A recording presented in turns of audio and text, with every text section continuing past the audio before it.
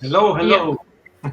hello. Hello, everyone. So tonight we have something a bit different than usual. Tonight we are going to travel, me, Nick, and Beryl, to another country, Portugal, to meet Gustavo Sazes, who is an art director and designer. So something different and from the metal industry. So I'm giving now the word to Gustavo so he can introduce himself.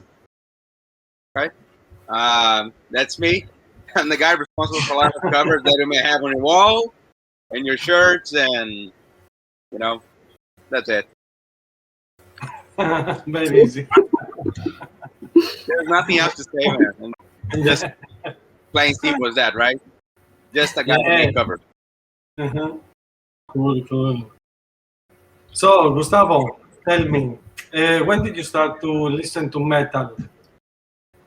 When did I start to listen to metal? Yes. I have to think about albums because I don't know.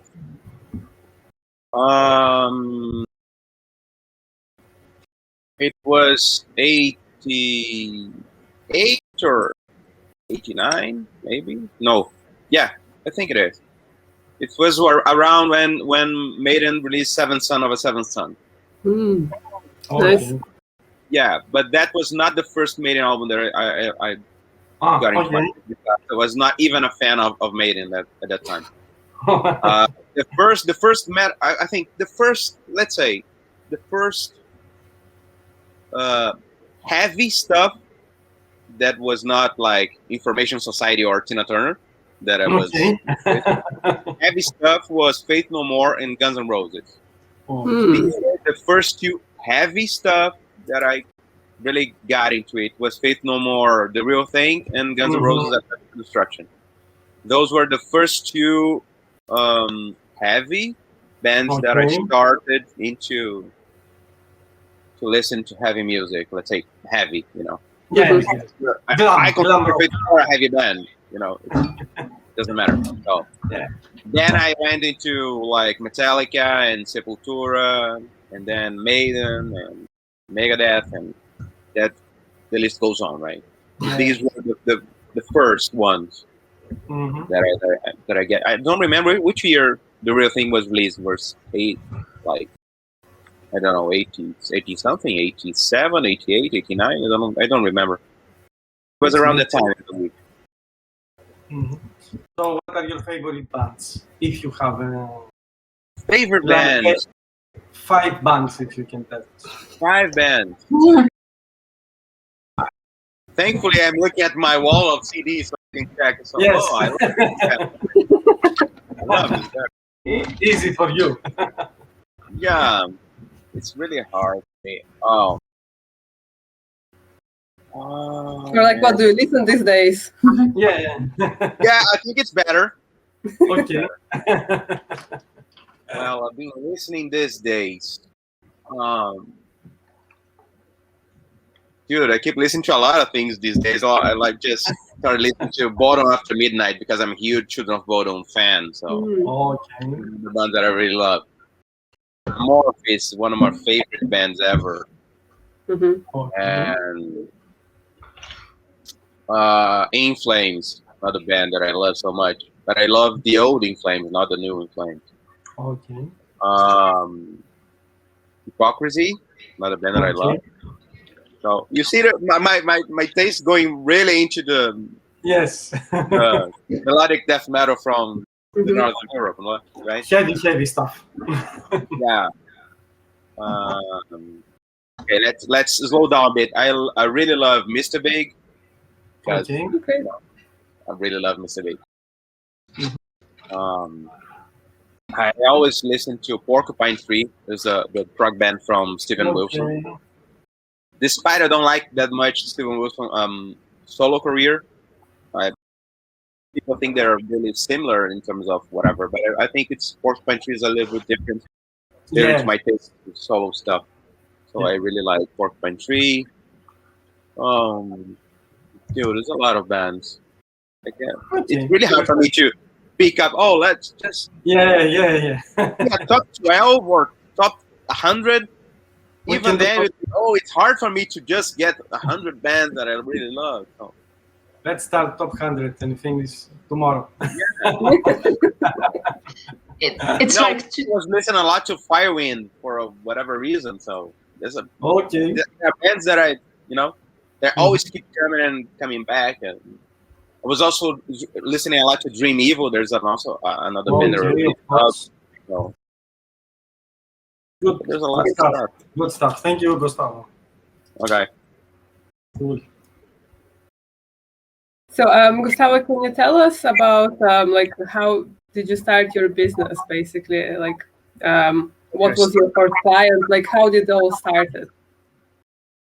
Well, I started many years ago. Like let me put it this way: the first professional printed CD that I did was around 2005, if I remember correctly.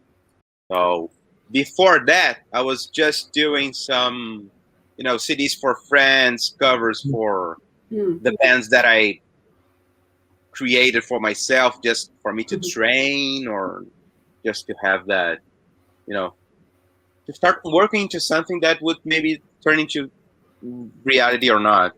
So, and I just started that way. Now, how did I start it? Well, I started almost by accident because I wasn't I had bands, and we need some.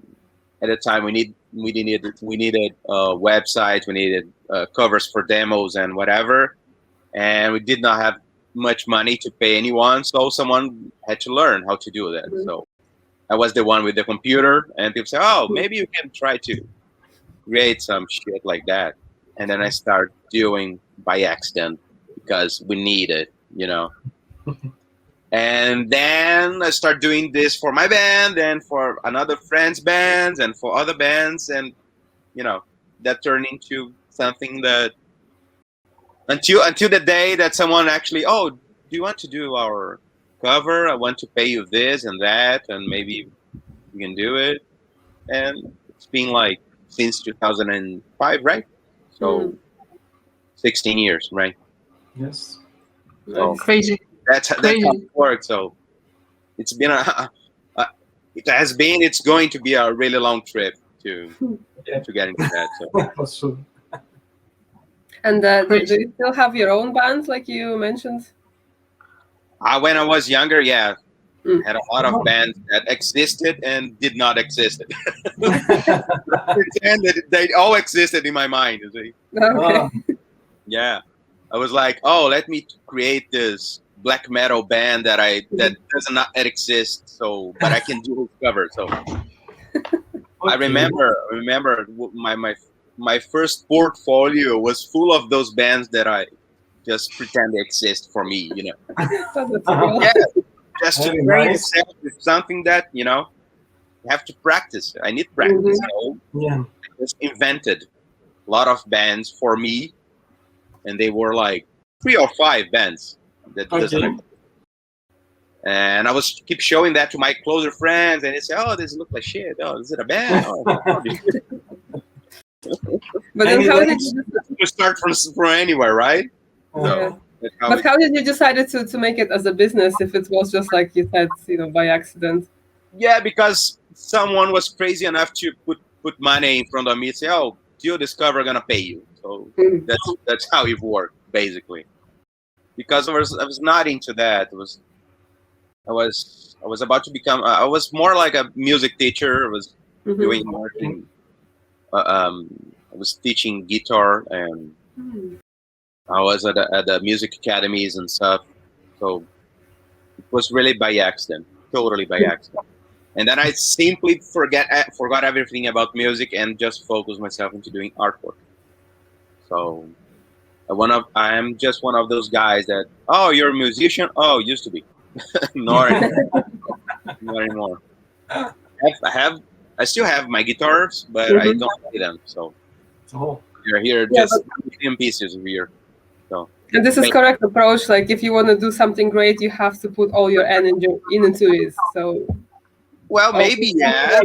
Yeah. Yeah, I'm the kind of guy that I don't say that I'm a workaholic, but when I focus myself into something, you know, I really go into it. I really dedicate myself to it. Mm. So that's how it works. Maybe I couldn't. I don't see myself like doing music and doing artwork and doing whatever anything else. So Yeah. that's why I have to, at least for me, I have to really focus into one thing to make it work the way I want. So it doesn't matter how many years it will take. It doesn't matter how many hours I have to spend on it.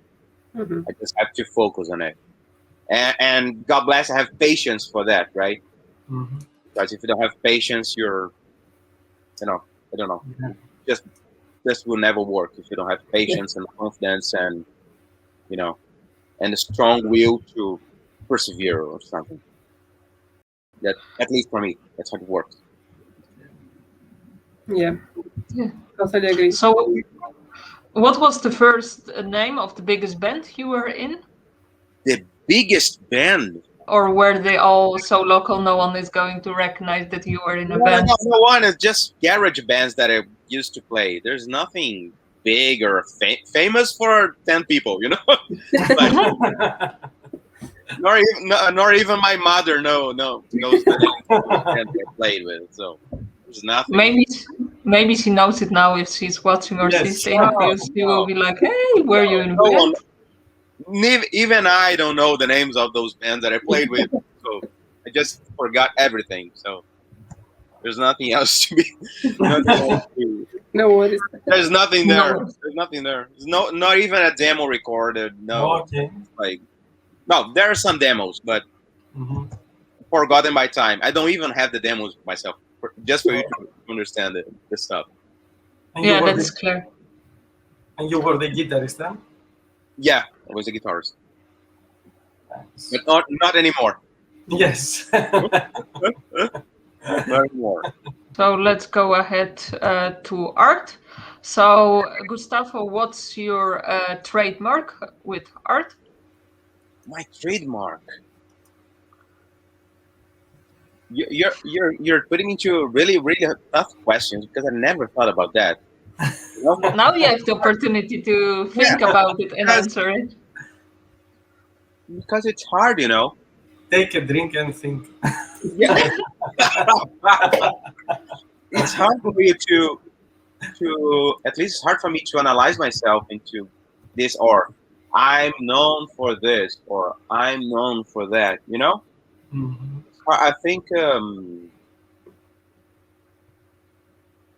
my art changes from time to time. I think I have periods really well distinct between the years of my developments, and I think it will change a lot from now on for whatever reason. But if I have to think about one thing about my artwork, my trademark, my trademark would be variety, Interesting. because Mhm.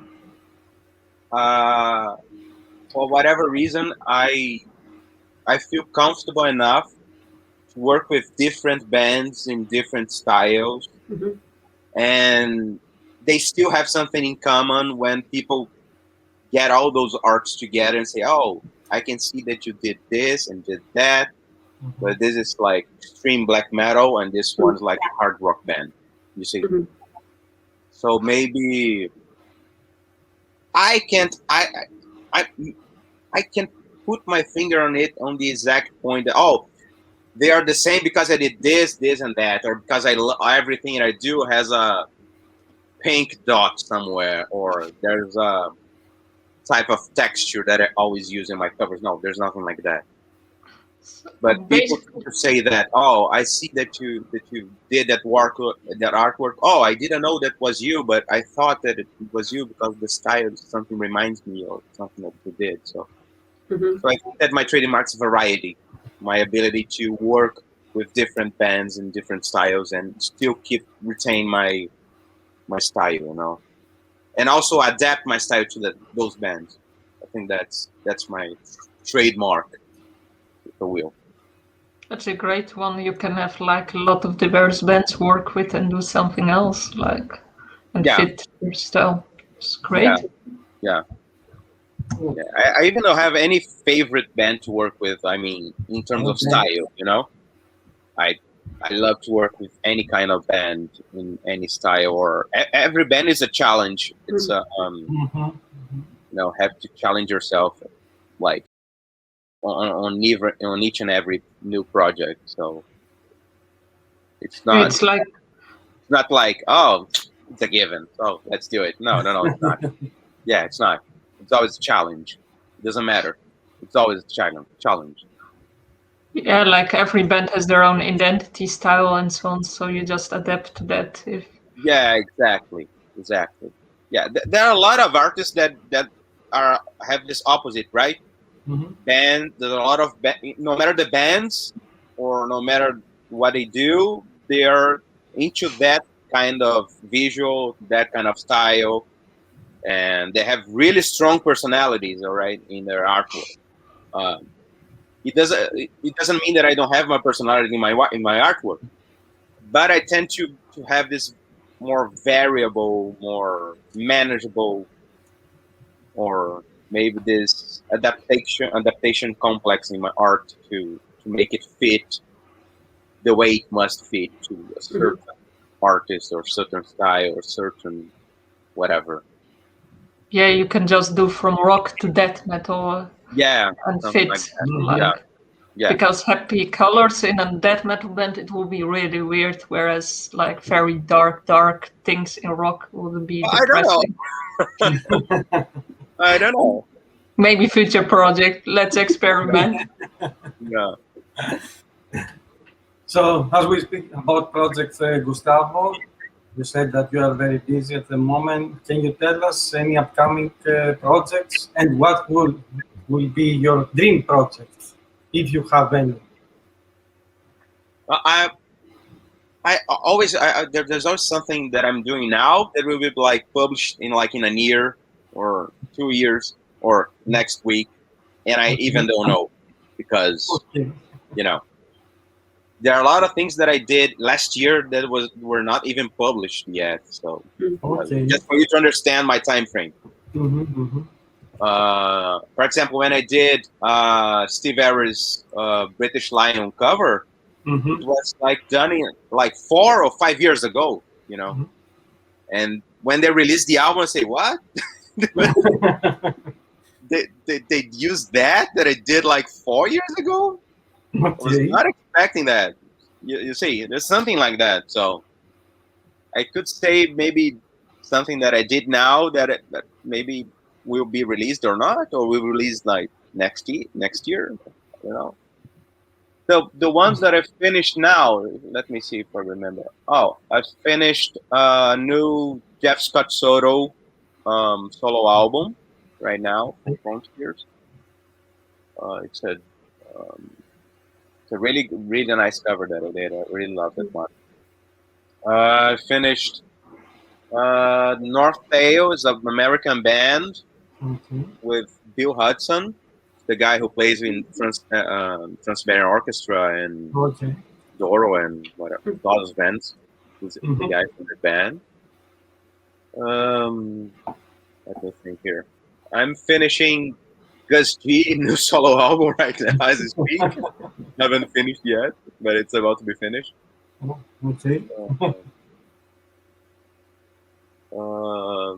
There's a lot of, there's a lot of bands there.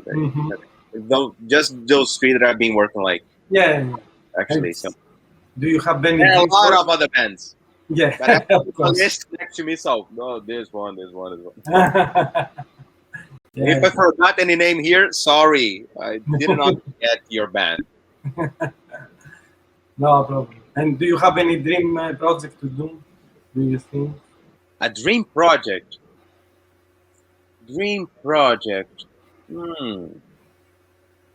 I used to have that, but I think that it's better to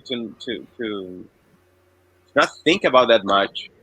You know, one thing that I learned is try to not work with the bands that you love the most, because maybe you start working with them and they are not that good, or maybe they work like really bad, so you're just starting hating them. so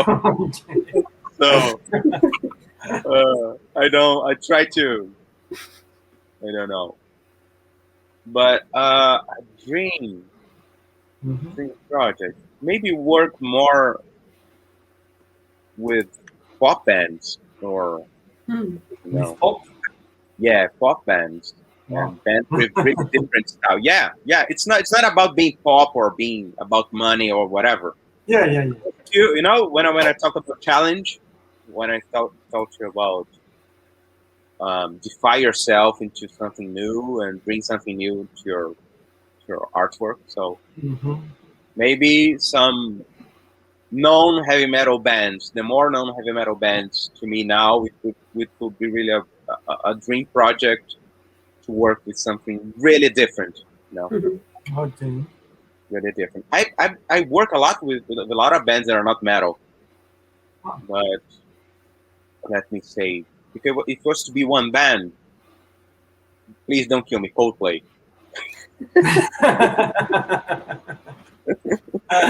Or Kings of Leon. Yeah, I love that covers. I love Kings of Leon covers. I would love to. Yeah, I love that covers. I love those covers. Muse has a lot of great covers too. Muse is a good band. Muse. Yeah, I don't like Muse. Oh, yeah, okay. Yeah, I like the covers. But if you ask, but you want to work with Muse? Oh, yeah, I would work. But if there's a band similar to Muse with the similar aesthetics, similar input, similar something, you know? No, if you don't, if someone comes with a band and you don't like the band. Yeah, I do. Doesn't matter. If I like it, better, right? Yes, of course. If I like it, better.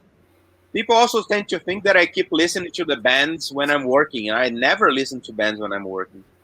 I never listen to music. I never do. I only start listening to music when I'm working. It's when I do something like mechanic or robotic, like finishing layouts or something that I just do without thinking, you know, without breathing my mind, let's say. Yes. When I have to be focused on something or going to creation or going to have an inspiration, I prefer to be in complete silence, or listening to the TV, or listening to a podcast, or whatever, anything else, but anything but music. Music just simply distracts me. Yeah. And music makes my mind travels a lot. And I don't need my mind to travel a lot. I need my mind to go into a really specific part of focus. Yeah. Or I want my mind to travel, but travel to the right point that I want. Yes. Not where the music travels me, right? Because when I listen to, like, I don't know, Sepultura or Metallica or Maiden, I remember the first time that I listened to that, or remember when I was in school, or remember the girl, or whatever. And I'm trying to do a cover for a death metal band, so I don't want to remember those things when I'm doing a score, right? I don't want. Yes. So that's cool. So you mentioned that you're working on so many projects, but have you ever counted, like, how many did you had at one time, and like, what was the busiest you've ever been? Biggest numbers? I don't. I'm always working with a lot of bands at the same time, because I'm not a workaholic, but I am a workaholic. You know, I need to have variety. I need to have this, a lot of stuff going on. So I'm always working with a lot of bands. I will not mention the numbers, but I'm always working with a lot of bands. So it's like a painting, like you are in the mood, you paint, you make the artwork for this band, and then you feel like a little bit depressed, so you go for the death metal band. Yeah, people think that I'm just get a band and start to finish delivers. No, I never do that. I get like, let's create a number, like 10 bands. So imagine if I work with 10 bands at the same time, another band going to do another stuff, and then stop doing for another band, and I'm do everything by parts to everyone at the same time because that's how I create. I cannot. I can. I tried. I have to tell you. I tried to just work with one from point A to B to C, and it was like worst ever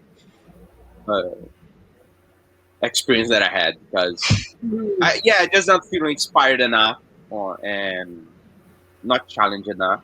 So I did not work with 10 bands at the same time, but just for you to get it, I just have to keep my mind busy with different things and being exposed to different music and being exposed to different ideas and different aesthetics for them to make sense for me, for them to work within, but I'm not a machine. So yeah, so in other words, you need kind of chaos to have the creativity. That's it. Okay. That's it. Great. So speaking about inspiration, so I'm wondering if there is a project you feel less connected to or uninspired at one moment, how do you overcome this and how did you get in the end of ideas? So you named chaos. Is there anything else? If I'm not inspired to do something, I don't do it because there's no way. I simply you don't have to do it, And if you take a project and in the end you are like, I'm uninspired. Oh, if I hit a creativity block wall, right? Yeah. If I hit that wall, if it were not on the pandemic's kind of world, it was just simply like, oh, let me go to the mall to get inspired, or let me watch a movie at the cinema to get inspired, or let me travel to get inspired. But we're not on the same world again, right? We're not different world now. So I have to force myself to be inspired. So maybe I got inspired by walking my dog. I don't know, or watch a movie at my bedroom, or I don't know. Whatever I do, I have to get inspiration from somewhere. So, Playing the game. yeah, play video games. Get inspired yeah. by video games. Or read a comic or read a magazine, whatever. So you named a few examples. So if the environment is crowded, like busy, you get more inspiration then. Yeah, I don't think that the problem is the environment or the people. I think the problem is I need to see colors. You see, I really like the outside world because of that. I work at home, so I stay a lot of time at home. So my times off home are really important because when I'm home, I'm always working. Yeah, and my time off, it's really off home. So when all the people get crazy about all the pandemics, oh, let's stay at home and whatever, I say, oh, fuck, stay at home. Dude, it's like you say, you see it all the same colors over I'm and already over. trapped at home. Already trapped at home working. So the stay-at-home stuff for me is really, really, really problematic because now the minimum stuff that I can do at outside home means a lot for me. So watch the colors of the world help me a lot in my inspiration. And especially here in Europe, because I don't know if you've been to different parts of the world, but for me, I'm from Brazil originally. Yes. And just a simple example, the seasons there in Brazil, in Rio de Janeiro, it's basically hot, really hot, and rain. We got 4 seasons, but we basically just see 1.5. Yes. So when I moved here to Europe and Portugal, I remember I was talking to Nicolas Sandin, the guitarist from Dark Tranquility. They played here in Porto. I was talking to him, and the first thing that he said, "Oh, you'll notice that the colors are different, right?" And I say, "You're right, man, because I can see clearly here the season differences. You know, the colors are different during summer and during spring, and the colors are different during the fall and during winter, you know, and they are really different. You can see how the sun shines differently over the clouds, and it affects everything. You don't have that in Brazil because we live basically in the tropics, you know, it's like sun in full power all the time. But here you start to get into those colors working different on your eyes. So one of the things that really changed when I moved to Europe was the color of my artwork for whatever reason. They changed a lot. I can't explain that for you, but it changed a lot. Indirect influence. Maybe because I'm now more exposed to those colors of the world, you know, when I just walk around and just take pictures of everything that I can use in my artwork, or my wife took pictures of everything they can use in my artwork. So that's something that happens a lot. So that's how I get my inspiration, you know. So that's very beautiful, like perspective. I will be looking at the colors when I go outside. And I have to check the colors. This one was made in Brazil or Europe? I don't know. So, Gustavo, what is more challenging for you, the execution or the idea? The execution or the idea? They are all important, right? Yeah. But if you have a really bad idea, there's no way a good execution like solve it, right? So sometimes you have to work with really bad ideas and turn to something beautiful. Yes. I have to be truthful about it. But sometimes you have the room to make that shitty idea and turn to something more classy or more commercial. Because, you know, my work's to make some idea being commercial, right? You have to sell albums, right? Yeah. You have to put that on a shirt, right? Yes. That's being commercial. I'm getting paid to do this. Like the producer's getting paid to do a great sound for the record, and I'm being paid to do a great image for the same record, right? But if the idea is not that good, it's really hard to do the great execution ever. It's still a really bad idea, you know. But there must be a balance. And if I've been working with a band and I read or listen to a bad idea, say, okay, maybe we can go to that way. What do you think? And some people say, oh, yeah, you're right. Let's try. Or you're totally right. Or no, I want this really exquisite, stupid idea that I had because I have 1,000 reasons to have whatever in my cover. Yeah. And I say, okay. This is my band, and I want this. Yeah, you have to do this. Well, you're not forced to do this, right? Yeah. You're not forced. You accept the job if you want. You're not forced. I don't have a gun into my head every time. Oh, motherfucker! So you're gonna do this, or gonna kill your family, or something. There's nothing like that. Do it. If I want to get paid, if I want to stay in the business, I want to be relevant, I have to, you know. You have to be flexible. Accept the challenges, right? And make the compromise. Yeah, no. Everything in your life have to compromise, right? If you're married, you have to compromise. If you have kids, you have to compromise. If you want to work in a band, you have to compromise. If you want to do covers, you have to compromise. If you want to go to the supermarket, you have to compromise. Everything you have to compromise. Yeah, that's life.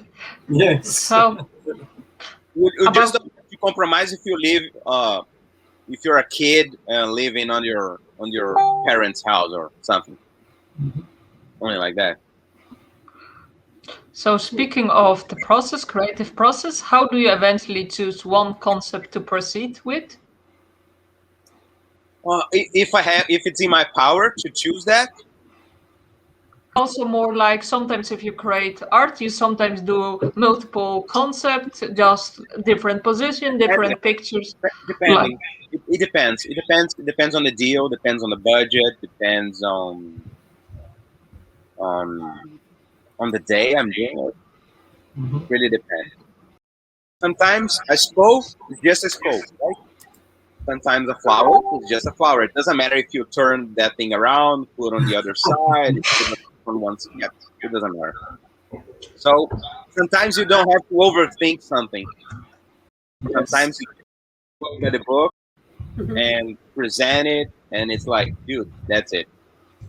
There were like, I remember once I know it happens a lot that I do like. I remember that I did like 7 covers for a band, 7 covers, and then I did a native that it was like really different from the other 7, and that particular one was my idea, away from the other, and I put the 8 covers, and they said, "Oh, let's do this."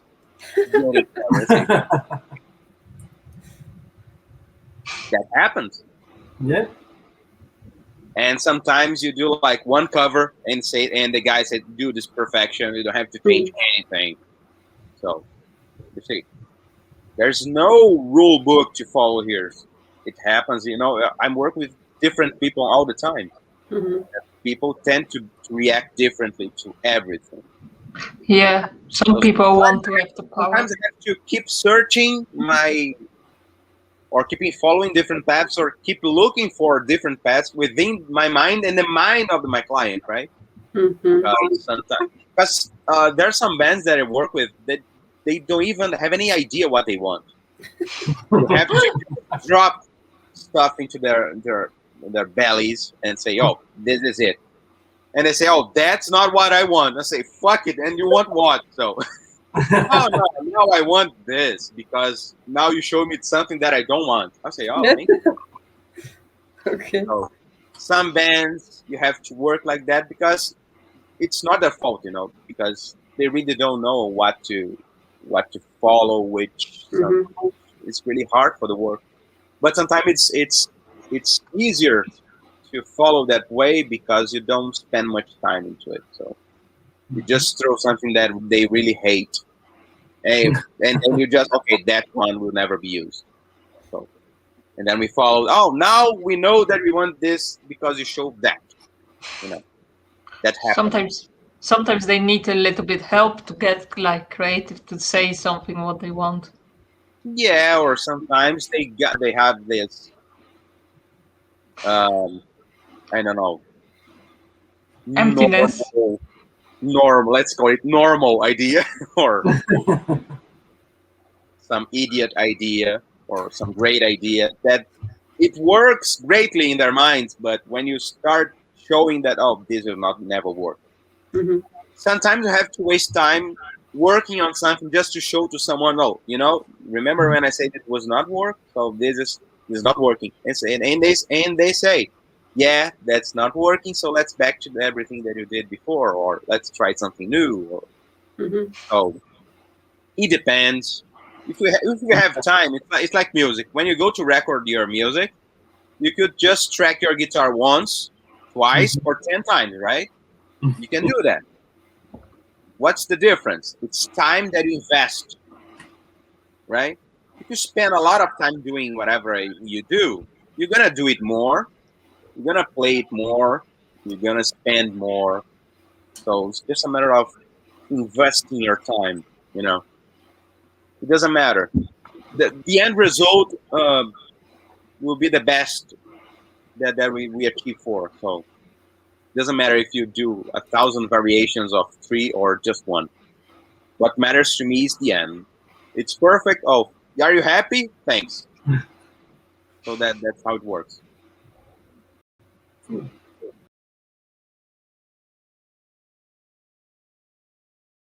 do you have like a favorite artwork that you ever did? Like, can you make a choice, or is that possible? Do you have kids?